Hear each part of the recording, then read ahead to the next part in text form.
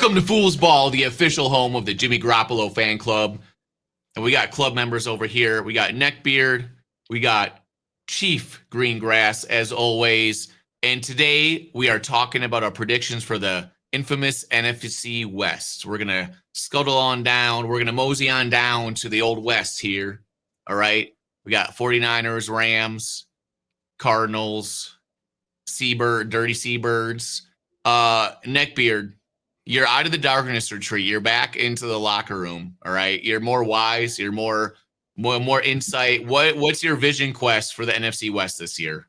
So in the darkness, I learned two things. First thing is anyone who plays quarterback for the 49ers is going to have the same stats. That's true. The second thing I learned is anytime a Packers wide receiver goes to another team, unless you're MVS, that team kind of underperforms. So I'm not looking for the Rams to overperform this year. That's the second thing I learned. They're coping at this point. We're trying to get Packers receivers. It's like I think so. Minnesota Vikings syndrome. Chief Greengrass, and all of your wisdom and insight of the universe, what do you see for the future of the NFC West here? I think historically it's been a strong division, but there's a lot of turnover down there in San Francisco. It's going to be fun to see. They got some young blood coming up at the Rams with old guys at the helm. It should be a whole lot of fun to see and to figure out what the heck's going to go on this year in the next 3 years. It'll be fun to watch the Rams for sure. I think Seattle is going to have an interesting play here. They might win the division. It's gonna be wild and crazy this year. But the 49ers have a really easy schedule, so there's a lot going on. Let's get into the old schedule here. The only team take us through this here. Yeah, the only team that's easy to predict, the Cardinals won't be good again, like always. Like they're just not good. I don't believe in Kyler Murray. I mean, it doesn't seem to matter who his wide receivers are. He seems to have the same stats. Their defense needs a ton of work. I wasn't super sure what they were doing in the draft. I mean, I didn't hate their draft, but I wasn't sure what they were doing. They didn't really add a ton of pieces in the offseason. So, yeah, what are the Cardinals? They are a below-average NFL team, and they're going to continue to be a below-average NFL team. I mean, I like, Benson, who they took 2 years ago. Obviously, Harrison Jr. should be a stud. But it's really hard for anyone to break out on that Cardinals offense because it's just so erratic from week to week. Like you never know if they're going to be good or terrible. There's no consistency. And I don't even dislike there is consistency. Marvin Harrison Jr., you stand by the sideline. You do not go anywhere near the middle where your quarterback can see you. That's the only consistent thing. Well, maybe he can't see him in the middle, Dave, because the offensive linemen are there. And that's true. To the sides, right? He just can't see him. Period is probably the issue, dude. And I think Kyler Murray has a ton of talent. I just don't think anyone has used him right, or he hasn't figured out how to succeed yet. But again, he's a quarterback that I think should be running 7 or 8 times a game because he's so nimble and agile. He doesn't take hits. When he does kind of go crazy and play off cuff and make crazy plays, that's when their offense is kind of humming, and they're just so pedestrian so many games when they shouldn't be pedestrian. They should be exciting and electric, and they just aren't. And they ran the ball a ton last year, which I like, right? I did like that, but the defense isn't great. And Kyler just doesn't have the magic that I'm kind of expecting from Kyler a lot of the time. So, 6 wins for me, 6 wins for Hype, 7 for Chief. I mean, you guys got any insight on the Cardinals that maybe is a little different than what I was saying? Well, their schedule's not so easy. They've got the Bengals. They've got the Packers there. They've got Seattle and San Francisco, and the Rams are not cakewalk teams. Even Seattle might have a really good defense this year. And, in this division, they kind of beat each other up a lot of times. There's upsets and stuff. Yep. But it's just going to be a rough road for them. And especially because they're kind of just a under 500 team, I think they're going to get just beat up in this division. There's how do you find wins for them? I haven't beaten a Jacksonville team, right? But I still don't really believe that wholeheartedly, right? Even Houston, they could have even less wins than this if they don't get it together with their schedule they have here. Yeah, and we got them all losing to games like Tennessee because we're trying to find wins other places too, right? And the Cardinals are just one of those teams that it's some of these crappy teams have to win games somewhere. So why not the Cardinals, right? So the fact that we all had Tennessee beating them, right? We all got Carolina beating them. We all got them losing to Dallas. We all got them losing to Cincinnati and the Rams. But, otherwise kind of a little bit similar, I'd say, in where we think the wins are, because I just don't see a lot. What about you, Chief? What are the Cardinals to you this year? What do you want to see out of the Cardinals to take a step? We have them losing at the Colts. Yeah. And the Colts are a solid team. They just No, we have them winning at the Colts. Or no, we have them. Or sorry, we have them winning at the Colts. But that's pretty much it. It's that tier where it's a team with no quarterback. So if it's any team with a competent quarterback, it's just kind of difficult for them. Kyler needs somebody. When we talked about Mike Tomlin previously, you need the big brother right there to guide you. Because Kyler seems like he's that little brother. He's smart. He's super athletic. He's super quick. He always has a quick response, a little smart aleck. But unfortunately, he just doesn't anyone to just say, okay, no, this is what we're going to do. And I don't know that Arizona has ever been the kind of franchise that has somebody in that place to say, okay, here's the talent. Here's what my vision is for you. Here's how we're going to get there. No, just sit, just to kind of take that kind of a big brother role and lead him.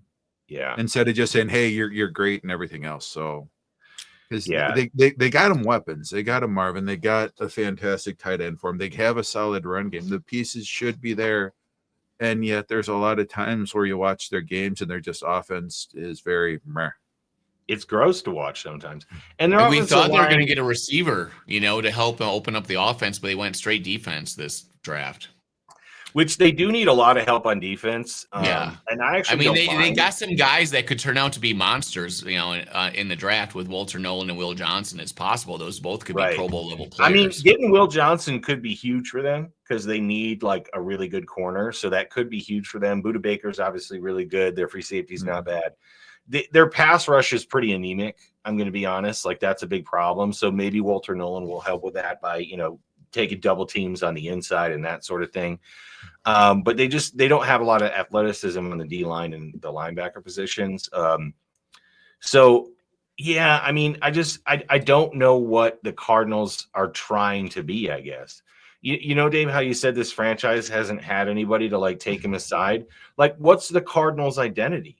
Like, they need to have some sort of identity. Should they be an offensive team, a defensive team? Like, what are they? Like, you would think they would be an offensive team. When they had Kurt Warner, that worked, right? Larry Fitzgerald for all those years.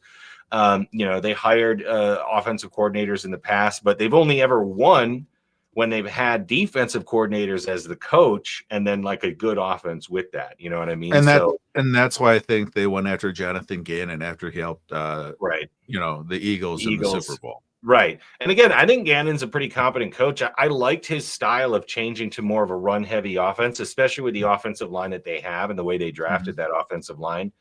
But like, maybe Kyler is the problem. I haven't necessarily been Kyler is the problem guy, I guess, for the Cardinals. I know Kyler has issues to work on, but maybe Kyler's the problem. Maybe he just doesn't have that next level that we see sometimes. Maybe he just doesn't have that all the time. Maybe that's just not who he is in the NFL, So I think this year is a big question mark for the Cardinals. I think if they finish with these records, we're predicting 6, 6, and 7. I think Gannon's done. And I think Kyler might be out of town too. Like I have a serious feeling that the Cardinals might look to trade Kyler after this year. I mean, he'll have 2 years left on his contract, but that can be done. There's ways to work around it. They'll have cap space. They can take a hit. So I don't know. I have a weird feeling that Kyler might not stick around in Arizona if they finish. You think about it. If they have a really bad record, which they might have an opportunity to draft another quarterback. Yep.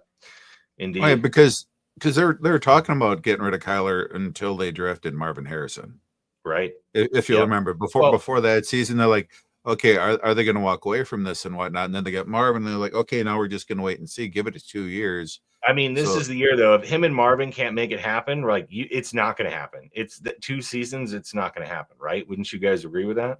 Yeah, and I really think that I'm shocked that they didn't go wide receiver or something in the first round. Like, when Matthew Golden went and dropped past these guys and stuff, because when you're running around and scrambling back there, I mean, look at the Eagles. They have 2 wide receivers that are quick and can get open really well, right? So your quarterback can do quick reads, or if you're scrambling around, they can just find ways to get open. Like there are guys that are fast enough to get open, but guys that are like tall lumbering, like Marvin Harrison Jr., like I guess you can do jump balls and stuff, but you need guys that are like just dynamic superstars that you can just rely on to get the ball to, because you're not a typical quarterback. You know what I mean? Like you have to kind of just make crazy magic plays happen. And I'm just kind of shocked they didn't do anything for that on offense. Well, part of the problem with Marvin is he is a technician. He's not uber fast, but there are a lot of times where he was reading the defense. He'd see the linebacker come in and he'd say, "Oh, I got to sit here." Just it'd be a difference of 2 yards. And so he'd be in the right spot. And so anyone that watched the film, it sounded like Marvin was always in the right spot, and Marvin was able to adjust. Unfortunately, his quarterback still doesn't understand how to make those adjustments in reading the coverage before the snap. In real time, right? In real time. So if you have a Matthew Stafford, Marvin Harrison's going to go crazy. If you have an intelligent quarterback, Kyler's got physical gifts. That's why I'm saying he just needs to have guys that can get open. Fields has physical gifts, but they don't have the mind. So it's funny. Quarterbacks, they need guys that can just get open. You know what I mean? And just win their one-on-ones, because they don't know how to do anything else. They don't know how to manipulate the offense, do all the nuances. Well, they can't manipulate the defense. There's a singular connection here with Kyler, Baker, and your gentleman in Chicago, Caleb, where they all won on Heisman under the same college coach and all ran a similar offense that didn't require them to make certain reads in certain ways that took them a while to translate the NFL. Baker took a little while, but I think he's got it now. Do you know what I mean? Oh, yeah, and like, great. I think Caleb's going to take a little while, but I think he'll get it. Now's the time for Kyler to figure it out. Like, Kyler's been in the league long enough to where he should figure it out. So I think this is the year for Kyler. If Kyler has a mediocre year again, I think he's done. And I think the Cardinals are done. So let's move on to a team that's more interesting, which is the Los Angeles Rams, which I'm not super high on. I mean, I do got them with a couple wins there, but you guys have them a little bit higher. I worry about Stafford's health. I really worry about Puka Nakua's health. I worry about Williams' health. I think their defense is going to be good, but like, do I think the Rams are a legitimate contender? I mean, I think they're just they're too injury prone for me to really put a lot of stock into. So for me, they do against the Eagles in the playoffs? No, they look great, and they look great. And like I said, their defensive pass rush, especially, which I believe had the highest pass rush win rate in the NFL for defense last year. Yeah, I mean, that defense kind of carried them through some games. They have some young guys that are good. Yeah, and Stafford is good enough to win games in the playoffs.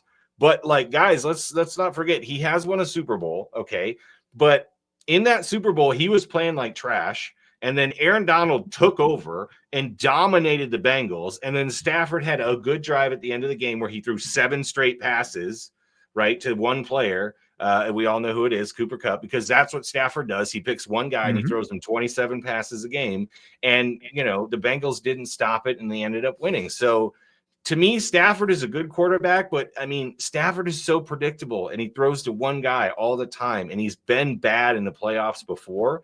So the defense kind of has to carry this team if they get far enough, which maybe they can do. But I don't believe in Stafford enough at this time to say that I think the Rams are a legitimate contender.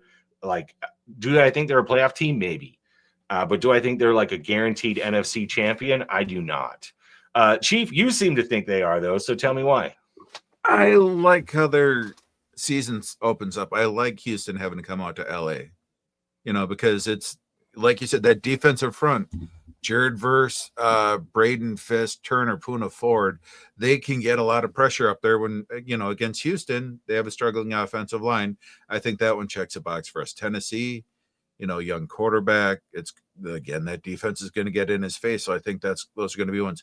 Philadelphia, this one's going to be interesting. Easily could have flipped the other way, but that was, the playoffs were a lot. It's still going to be early enough in the season where I think Stafford's not going to be too old and bruised. Although this might be the one that gets him knocked down for a while, but then he only has to play Indy after that, so that'll be a breather. San Fran, they got a lot of holes to fill. I think that's still going to be early enough in the season to where they're still trying to figure out who are they with the defensive players that they had to bring in. Because they lost their linebacker. They lost their Tre'Davious Ward. They lost some pieces, their wide receivers. So they'll still be figuring out San Francisco. I think they'll be solid at the end. But I think that's a pretty decent win. So I think they start off hot.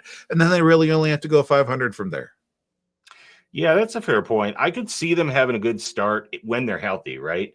Yep. Like those first 5 or 6 games. Like, I don't think they're beating Philadelphia like you, or Baltimore for that matter. But if you look up to the bye, I mean, there's a good chance they're 5-2 at that point, right? Yeah. Maybe 6-1 like Dave has them. And if they're already that good, you're right. They only got to win, 6 of the next 12 games, basically, to get 6 of the next 11 to get into the playoffs. So, like, I could see that. Yeah, I could see if they start hot. Hype, you got them kind of starting hot as well. And I've got them about 500 to start, and then a little bit of a run. But Hype, you have them starting hot as well.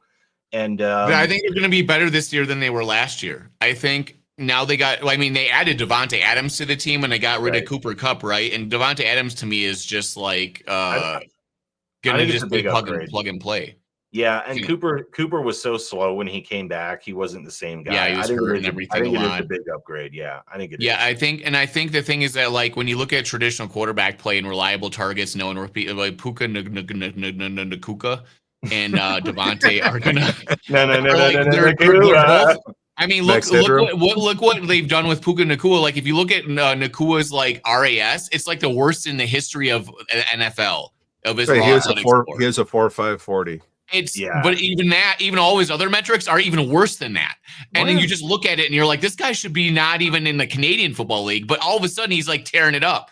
Why? Because he's savvy, he's good a football player, right? And that's kind of what Devontae Adams is. He's not going to like really blow you away athletically, but he's just really good at football. And so that I'm like, this is such a perfect situation for Devontae. Of course, he's on my fantasy team. But when I look at the actual reality of football and being a good football player, knowing where to be, knowing how to get open, all that stuff, like Stafford's a guy that's going to be smart enough to get you the ball. He's like the opposite of Kyler Murray. He's going to figure that out. Well, and I think their offense could be like freaking really, really good. Also, I want them to beat the crap out of the Niners, so that's also some motivation.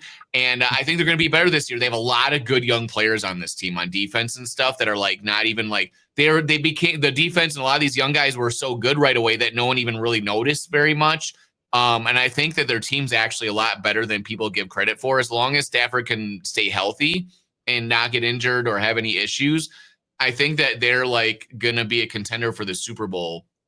And maybe in the playoffs, they might fall apart because we're going against dynamic quarterbacks that can run and all this other stuff. So they might not be able to go far in the playoffs, but in the regular season, I think that they're going to be great. They got a young, fast defensive line that I think is going to be be able to handle the young athletic quarterbacks. Right. Yeah, that's the thing. But I'm just saying that, like, young, like if Stafford slows down as the season goes down, if he gets injured or whatever, there's all these things that could happen. He's not a young guy, but like, that's probably not going to happen for the younger quarterback so much. Yeah. No. So here's the thing about Devontae on the Rams. Like, when Nakua is healthy, I think it's going to take a little while for him and Stafford to make a connection. But once Puka ultimately gets hurt, which just happens to wide receivers on the Rams, then Devontae will step in and he'll be the guy that gets 15 targets a game. Because if Stafford has proven anything, it doesn't matter who his second guy or his third guy is. He's going to feed that number one guy. But what's great is he has number one guy just ready to go again. Like, Devontae can be a number one guy. In that sense, I think if Puka gets hurt, they don't really lose anything. I think Devontae is going to fill that void. But for me, I think the injury history of Williams, the injury history of Stafford, the injury history of Nakua, and I'm not a huge fan of their offensive line, to be honest. So I think the defense is going to carry them, but because they have a first place schedule, because they play Detroit, because they play Baltimore, because they play Philadelphia, I do think they're going to have a few less wins this year. That's all. I actually predicted them at 9. I'm sorry, it shows 10 on the sheet, guys. I think I updated it last minute, so I screwed up, Dave. But I got them at 9. Hype's got him at 11. Dave's got him at 12. And Dave also put this disgusting orangey gold color in there. It should be yellow, just saying. Like, but you guys, you guys have them being about as good as last year, maybe even improved. Because I think they're going to be better. Yeah, because I think they're going to be about the same, maybe just a teeny bit worse because their schedule's a bit harder. That's just Yeah. because I see Devontae Adams as the Larry Fitzgerald type career path so he's in his 30s. He's never been the fastest, but he is a student, he's a technician. Just watching some of the film last week of him in practice where he's showing Puka how to get off the line. It's just all the little stuff. It's just one little jab here, jab there. And the man has an encyclopedia of knowledge, and McVay has just got to be drooling over that. I think So I'm saying it's a perfect team for him, really. I do think the Rams is the best place for Devontae to go. I 100% agree with that. And with he really hasn't had too many injury woes, compared to Puka. So I think that he could be a pretty good safety blanket. Devontae, he didn't have a killer career with the Jets when he's there, but it was okay. Like he had a bunch of highlight passes from Rodgers where he looked great. And I was like, whoa, okay. He's one of those guys that could be like Larry Fitzgerald, where like as he gets older, he can still keep it up and do pretty well. Yeah. And he's got a quarterback upgrade this year. So yeah, I don't think Devontae has taken a full step. I'd say he's taken a half step back. Oh, yeah. But I still think he's near the top 10 in NFL wide receivers. I definitely say he's. We did have this discussion earlier, like last week or a week ago or so. And Devontae did get clocked at like 19.9 miles an hour last year. In 1 week, he was in the top like 10 or 20 of all players on the field with speed. So, you know what I mean? And that stuff varies or whatever. He had like a long touchdown or something where he's able to build up speed. But like, I'm just saying, like he hasn't slowed down where it's bad yet. Yeah, and he was never a sprinter. He's more of a game day speed guy. Like he's quick. He's quicker than you. And he's built it off of his leg power, his like base strength. That's not always just kind like of been good his twitch. strength. Yeah. Yeah. So, okay, again, I don't think the Rams are going to be bad, but I don't have them win a division this year. I got the Seattle Birdies winning the division this year. And it should say 11 wins, sorry. But there was one game where I had the Seahawks beating the Rams instead. So I got them at 11. Dave's got them at 5 because he thinks they're going to suck. Yeah. And Hype's got him at 9. So before Dave gives you his bullshit spiel, let me tell you why they're actually going to be better. All right. So number one, I like the coach McDaniel. I really do like McDougal. Excuse me. He comes from Baltimore. I love the system he put in. It fits perfectly with how Seattle should play in their stadium with that noise. Lean on your defense, right? The other reason, because I do think their defense is going to be better. Their defensive line is actually really good. I like Emanwari. They picked up as a safety, and they got 2 really good cornerbacks. So I'm pretty excited to see Seattle's defense improve this year. But here's the main reason why, guys. I don't think Geno Smith is any good. I don't. And he had one good year. Okay. So he had 30 touchdowns and 11 interceptions and 4,000 yards. He had one good year. And it was very exciting because he was basically like going to work at Home Depot and out of the NFL or go to like the CFL. Right. And then he has this great year. And it's like, okay, Geno's better. The next year he goes 20 touchdowns, 6 interceptions. This last year, 26 touchdowns, 18 interceptions. Like, that's not great. He threw for 4,000 yards, sure, but like he doesn't. I don't think Geno after that 1 year was actually very good. And I don't even agree with the Raiders trading for him. I mean, they were in a desperate situation, so I kind of get what the Raiders did. For the Raiders, anything with a heartbeat is basically an improvement. And Pete Carroll's our we coach were members now, of the Jimmy Garoppolo fan club. What the hell? We are members of the Jimmy Garoppolo fan club, but we're he's on the Rams now, Dave. He's on the Rams. That's true. That's true. We got to mention the Jimmy Garoppolo factor is going to lead them to 12 wins. I mean, Jimmy Garoppolo is going to have his own porn company soon, and we're all going to invest in it, guys. So just FYI on that. But I'm not saying I think Sam Darnold is going to be an MVP candidate again. I'm not saying he's going to even be a top 5 or top 10 quarterback. But what I'm saying is that Geno was a bottom quarter quarterback, and he has been for 2 years, and he has not been very good, even though he's got some electric games and electric plays. I just don't think Geno's that good, and I do think that Sam Darnold, in the fact of being a game manager and making precise throws and reading defenses, is a improvement. And if they lean on the running game like they do well, and this defense makes improvement, the fact that they actually have an easier schedule than the Rams, I think they're going to win just 1 or 2 more games than the Rams, and I think they're going to take the division. So that's my take. I'm picking the Seabirdies to win the West this year. Chief, go ahead and explain yourself. He hasn't beaten the Niners in the first game. Yeah, we all do. I do. We all think they're going to come out hot. So It's me. I like big guys. I like the offensive line. When your hole is the offensive line, when you have a quarterback who doesn't do well when he has a weak offensive line, that just tough for me from the get go. When you sign as your big free agent Cooper Kupp, who was too slow for the Rams. It's a nice story. It's a nice homecoming story. If he's your wide receiver 3, that's fine. Yeah, he's wide receiver 3. MVS is their wide receiver 2. Yeah. Hey, MVS has got 2 Super Bowl rings, buddy. He's got 2 dual Super Bowl rings, brother. So the game plan for Seattle is they're just going to do what Dallas has done for the last 4 years. Is they're just going to have everything go to their slot receiver and JSN. Nobody else is going to do anything, basically. Yep. Well, I mean, I think their passing game is not going to be any worse than it was under Geno Smith. That's my point. Is like I think the running game is the key and the defense is the key for the Seahawks. And I just don't. Okay, so they had Metcalf and Lockett, on crutches last year and JSN. And Geno Smith threw 23 and 18, like with all that talent. I still think Darnold is going to be better because A, I don't think he's going to turn the ball over that much, first of all. And B, I think he will manage the offense in maybe a more boring pace to where they have more possession to where the defense is going to be, I would say, better rested. The Seahawks had a lot of doing out last year, by the way. There's a next factor here you guys are forgetting about, and I live in Colorado, so I just know things. Okay, Torrey Horton from Colorado State. He's like tall. He's like 6'3". He got injured his senior year, so that's why he dropped in the draft. But I feel like he would have been a first day pick if he hadn't gotten hurt this year.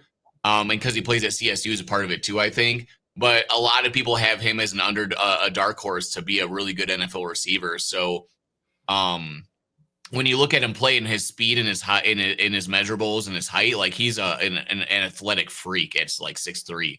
So he might be somebody that even is like better than MV. He might be better than MVS on their team. So they drafted Jalen Milroe. So like if Sam Darnold does have issues and they decide like, hey, maybe Milroe might be a legit guy there.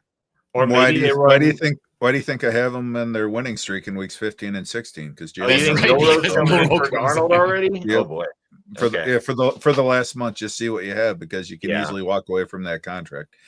I'm saying is like the defensive line of Leonard Williams, Byron Murphy, Jaron Reed, I really, really like. They picked up DeMarcus Lawrence, who I'm not a huge fan of. Like he's just like a one trick pony, DeMarcus Lawrence, but like he's not decent. Ernest Jones is great. Job's okay, but I don't know. I like Willen and Witherspoon a lot at their corners, and I just really love the defensive mentality of anyone that comes from the Ravens defense. So like I think playing in Seattle with that noise, you have to have a top 10 defense or you're doing yourself a disservice. And I think Seattle could move closer to that top 10 defense this year. I really think they're going to be good. And they're going to win a lot of home games. I think that's really, if you look at what I have them doing this year, I have them winning a ton of home games. I think only losing one maybe all year because, that they are really good in that stadium and they should be really good in that stadium with Darnold.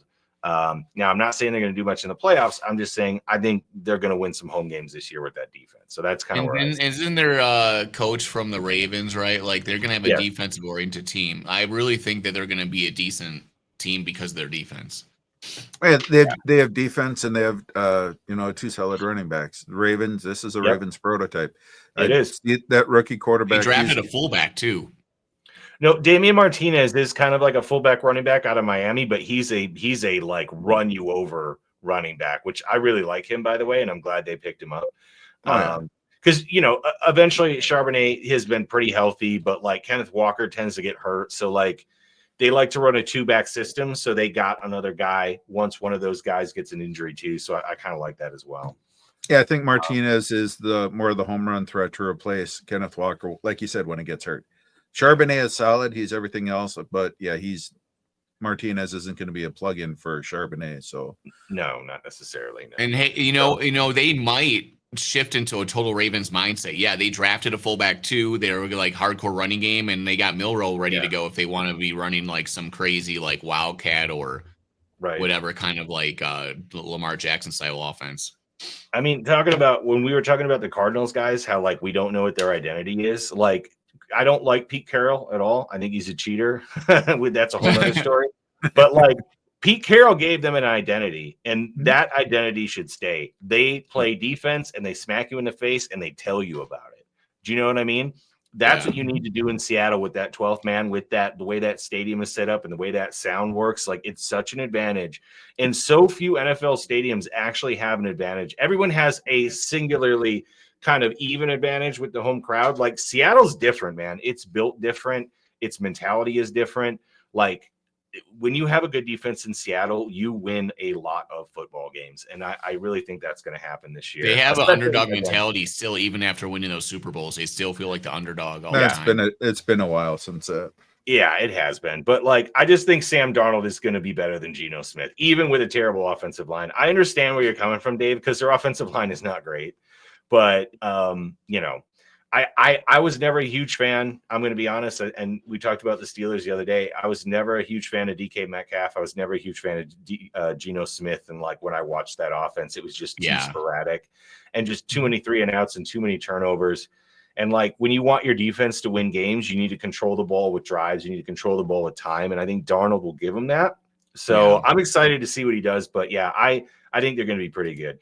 All right. So let's move on to the Niners, who are kind of like, you know, coming off a bad season, but they have this really easy schedule, but they lost half their defense, and now they're paying Brock Purdy. He doesn't have a ton of weapons. Is he going to be good? This team was hard to figure out. But we all kind of figured about the same thing. We definitely think they're going to be better this year than they were last year, probably because, you know, they had so many injuries. But, I mean, none of us think CMC is going to play all 17 games either. You know what I mean? So, I mean, I had him. Okay, I'll tell you what, I had him winning 9 games. I think they're going to start a little slow because, you know, Ayuk's coming off an injury. CMC's coming off an injury. Their defense has a bunch of new guys. So I do got them winning 3 out of the first 7 games, right? But I got them getting a little better at the end of the year. I think having Robert Saleh back as the D coordinator is going to help that defense long-term, maybe not right away, but I think by the end of the year, the defense will get more solid. But I don't actually have the Niners as a playoff team, even with this easy schedule, because I just think they don't have enough weapons on offense, and they're 1 or 2 injuries away again from being basically anemic on offense and having to rely on Brock Purdy to carry him, which just we know he can't necessarily do. So I got him at 9. Hype, I'll start with you this time. You got him at 10. You got him 1 more win. Why do you think the Niners are going to be better this year? Well, they're a team that always is traditionally, like over the past decade or two, been pretty good on defense. And then the offense of Shanahan and everything, they can kind of plug and play. They put in backup players and they still perform and do decent enough to like win games. But like even when they played the Packers 2 years ago in the playoffs, the Packers should have easily beat them, but then they made some mistakes at the end. They're a beatable team, especially with all the injuries they typically have. That's part of the thing too, is that it's hard for them to be in great sync because everyone's injured all the time, so they can't practice and play a lot together. But they're not like the big bullies they used to be. Their defense is not quite as good as it used to be. They're getting old there. They did pay Brock Purdy, so the whole story of him making $5 an hour is gone now or whatever. Like, right. I just don't feel the vibe of this team very much this year, and their schedule's tough. Oh, actually, no, I lied. Their schedule's pretty easy, right? Like, yeah, they got a 4th place schedule. They got a 4th place schedule. So like, I think that's going to like reverse luck them into being crappy this year and having issues. Also, I just want them to lose. So that's part of my strategy. It's the bias from beating Aaron Rodgers. Doug, just get over it. Aaron Rodgers sucks. They're biased for them beating Aaron Rodgers. Mostly it's just they just have a beating the Packers. No matter what the Packers did in the last 10, 20 years, like they always beat them for some whatever reason, like blocking and punting the playoffs or whatever crap's going on, right? So that's definitely part of it. But I just think that they're also in a division with Seattle's going to have a tough defense, and the Rams are going to be better this year. And I just feel like those teams are on the come up, and the 49ers are kind of on the downswing a little bit. They were bad last year. You got them winning 3 more games this year. Part of it was because they had like everyone injured, but like they could have been pretty good if everybody was healthy. Their schedule's easier. In general, But I mean, for me, I think they're one injury away on offense, CMC injury away on offense from being pretty mediocre again, if I'm being But honest. And but Garendo did pretty good when he stepped in last year. yeah, he did pretty good. He had some burst games. The only problem with him is then he got hurt again. Right. But more in the passing game, because the Kyle Shanahan offense, when they can throw the ball to CMC, is just so much more like so much more dangerous when CMC can run routes. And as much as I love Garendo, Badger transfer, he doesn't bring that same amount of threat like out of the backfield. And with Debo gone, not that he's been healthy the last couple of years, but Ayuk being the true number one now and coming off an injury, we don't know what Ricky Pearsall is going to be. And, I don't know what Purdy's going to do with, a limited passing attack, but I do know this. Any Kyle Shanahan offense is going to be good, right? It's just, is it going to be enough to win with a defense that maybe isn't a top 10 defense, right?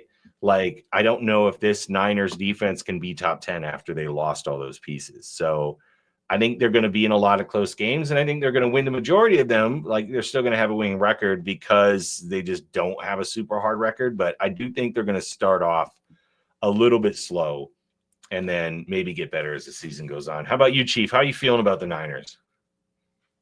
I just see him having a 500 first half of the season, where it's basically a push. The main thing that's saving them is that fourth place schedule, because they get to play Cleveland. Right. They get to play Tennessee, playing Tennessee, And the Indiana, Giants, playing the South. Yeah. It's a good year for that to happen.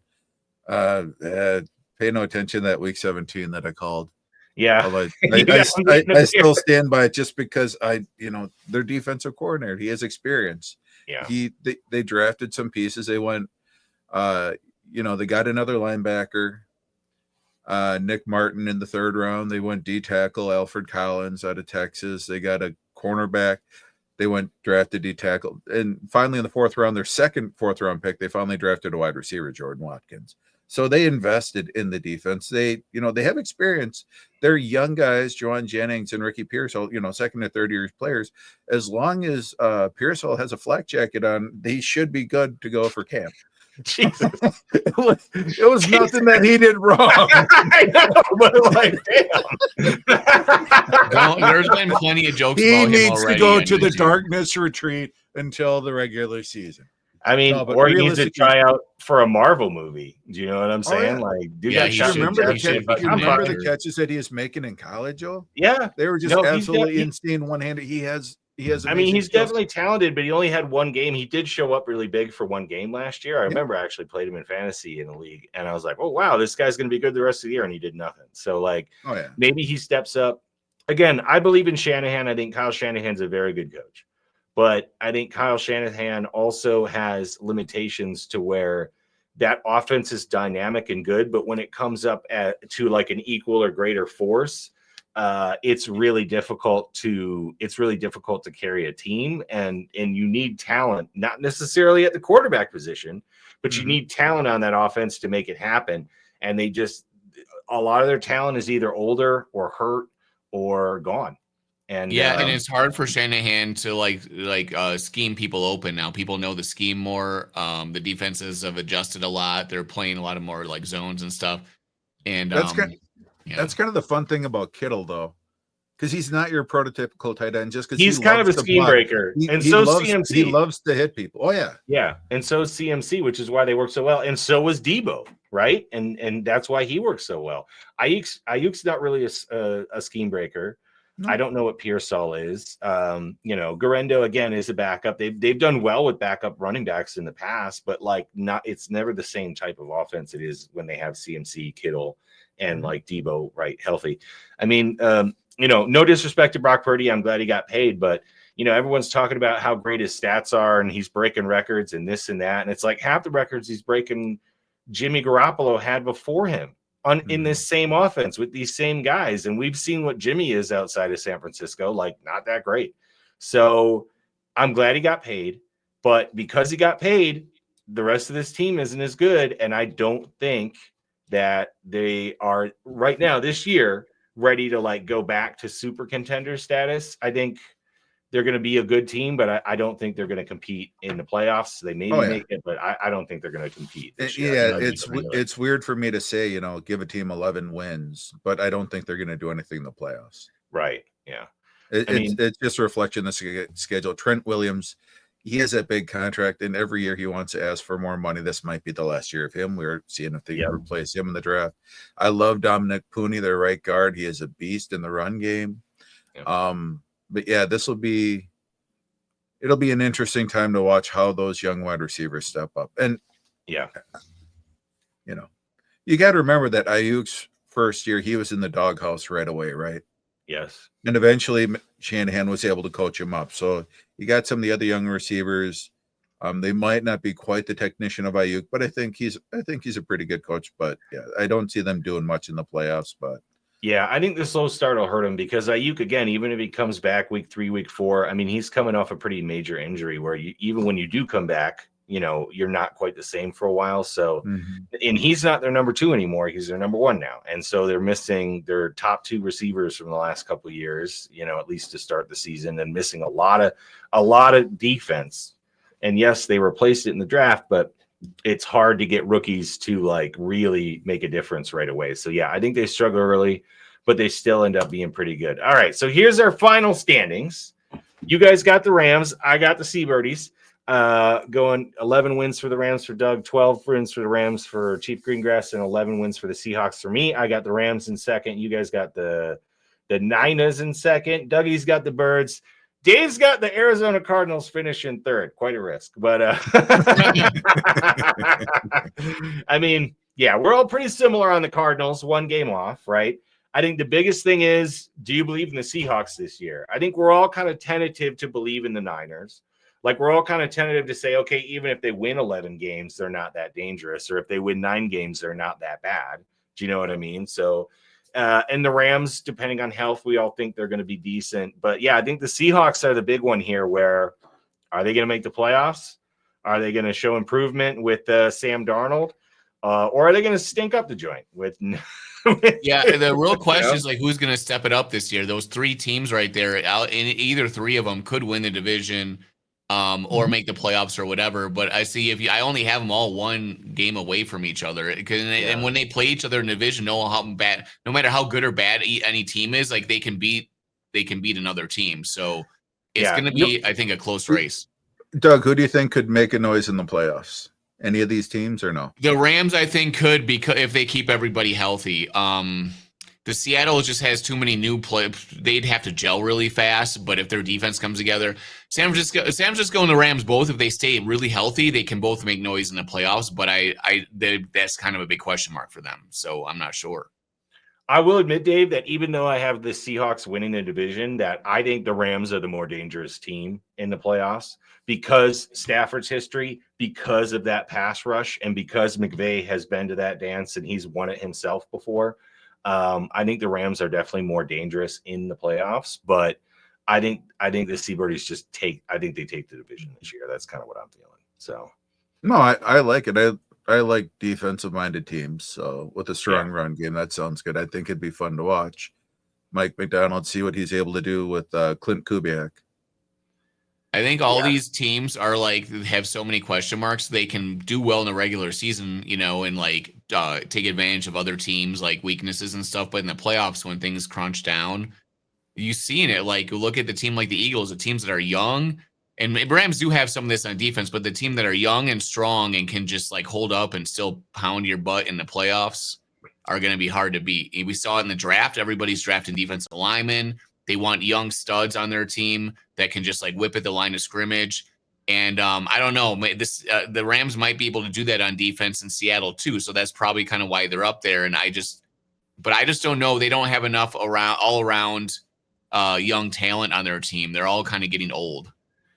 I definitely think that the NFC West will stay true to form and that the last 2 weeks of the season will be, determine who wins the division. They're usually pretty competitive. I think the only thing that would actually surprise me is if the Cardinals won the division. I think that would surprise me. I would be shocked if the Cardinals won the division. But any of these other 3 teams winning the division, to me, I think is very plausible. I think it's going to be within a game or 2. right? Mhm. But like, yeah, the Cardinals are the only team that I'm like, they're not winning this year. And if they do, good for them. Like they took that step, but I just don't see it. But that would be really the only shock. I think, yeah, San Francisco, Seattle, and LA all are within a game of each other in week 15, and then they start playing each other and they determine who ends up winning the division week 16, 17, and 18, right? So, yeah, NFC West is fun games. They're definitely fun games to watch.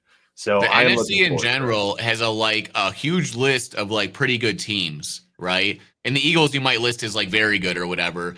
Right. And then there's like teams that are just not good. It's like, so like there's a lot of teams that could be around 500 or a little bit better in the NFC, and it's hard to pick who's who.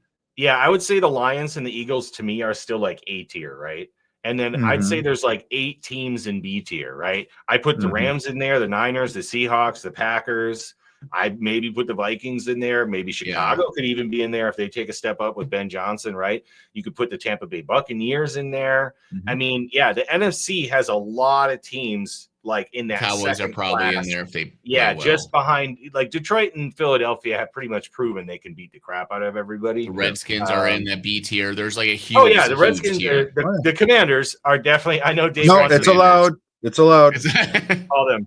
Dave wants us to call them the Redskins. He wants us to call them the Redskins. That was the best damn. But that's the best damn helmet in the league. That just looked so sharp, man. It was amazing. Yeah, it was amazing. Dude, I saw some renditions of them like changing it to like another Native American symbol and just like kind of simplifying it. So it wasn't, like the whole thing, Dave, is that like using the face of like a Native American was seen as like, just kind of not generally wise these days. Are you white explaining this shit to me, man? Hold on. Let me finish. Hold on. I'm telling you why the white people got upset at themselves. He's white-splaining. So I don't know if that's white-splaining. But I'm just saying, like, I wish they would have done that. I wish they would have kept the Native American theme. Yeah, put like an airlight or whatever. Even if they didn't keep the original like design, like keep the Native American theme because it was cool, man. It was super cool, It was artistic, it was cultural, yeah. And like, I wish they would do what like the Seminoles and the Blackhawks and like some of these other sports teams do is like affiliate themselves with a tribe, like a certain nation, and then like support that nation and like identify like symbols from that nation and like be cool. Cause dude, most Native American nations are like super down for it, Oh, hell yeah. Like it would have been really cool if it was like, like it would help keep their like traditions and culture alive for people to know about it too. And make people aware of it. Absolutely. So, all right. So we'll talk about the Commandas another time when we get this to is the in-depth cultural social discussions we have here. Yeah. Where I white-splain shit apparently.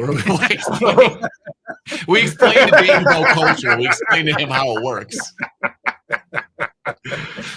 Damn it, Chief. All right. Well, that was a good episode. We all went to the same college. Not all finished, but I do have a diploma here somewhere. One more division, guys. AFC West, maybe the most exciting division this year. I think probably the most exciting division. AFC West coming up tomorrow. We're going to hit that, and then we are going to do the playoffs. So thanks for joining. Any final thoughts, guys, on the NFC West? Yeah, my thoughts is there's going to be a lot of interesting, exciting football this year. We're not sure like what teams are going to do, but there's a lot of potential there. So there's going to be a lot of figuring out like maybe the first 5-6 games of the seasons, like who is really the alpha, who is like the shark in the water that you got to watch out for. Sam Darnold could be amazing. He could be terrible. We don't know. Or there's turnover. There's a lot of drama, and this is kind of what the NFL wants. They want a lot of teams that are like pretty good that like you can root for and see if they're going to be good or not. So part of the reason maybe the NFL product is like more watched than the other divisions and the other leagues, the other sports leagues. And so it's going to be a really exciting year. It feels like a lot of teams have a shot to make it in the playoffs. Yeah, 3 years ago, this division it was the toughest division. They're all powerhouses. And it's really cool to see how the top 3 teams, they're all like in a slightly different cycle of the turnover. So the Niners, they got their quarterback, they're transitioning in some new guys. Seattle, they got the new head coach, you got the defense, they're transitioning, and then you got the Rams they're not quite there yet just because they got the old guys who are still staying healthy enough. But yeah, this division, it'll be really fun to watch this year and the next 2 years just to see if they can turn over and still say as dominant as they had been for the last few. Yeah. There's going to be some good teams, but they're going to beat up on each other, which they always kind of do in the NFC West, which is fun to watch, right? Like Arizona, as bad as they might be or whatever, I still have them winning like, 2 or 3 games in the division because they're gonna like they beat the Niners last year, right? They're gonna win some games in that division that you don't expect. There's often surprises, like you said. The last 4 weeks of the Yeah. season, all of a sudden, one of them could just jump another one because they win those interdivision games Yep. that you don't expect. And like Yeah. everyone thought they had it figured out. Next thing you know, everything's shuffled. Yep. The West is fun at the end of the year because there's usually 2-3 potential teams involved in that division title. So, But we all know who the most handsome team is. That's the Rams. See you later, Jimmy.